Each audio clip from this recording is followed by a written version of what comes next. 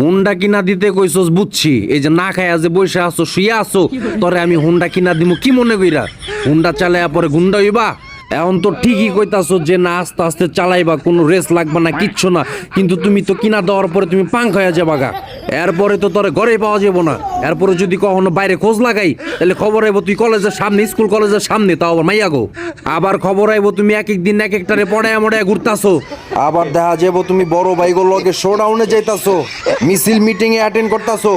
তারপর কোনো একদিন দেখমু তুমি সামনের চাকা উড়াইয়া পিছের চাকা উড়াইয়া তুমি স্ট্যান্ড করতাছো। এমনি করতে করতে পরে আর হুন্ডার মধ্যে বইয়া চালাইতে মন চাইবো না, তখন দেখমু যে তুমি হুন্ডার উপরে খাড়াইয়া চালাইতাছো। তারপর কোনো একদিন হঠাৎ করে ভিডিও দেখতে দেখতে, টিকটক দেখতে দেখতে দেখবো তোমার একটা ভিডিও সামনে চলে আসছে। সেই ভিডিওতে দেখা যাবো তুমি এক জায়গায়, তোমার হুন্ডা এক জায়গায়, আর তোমার দুই বিসি দুই জায়গায়।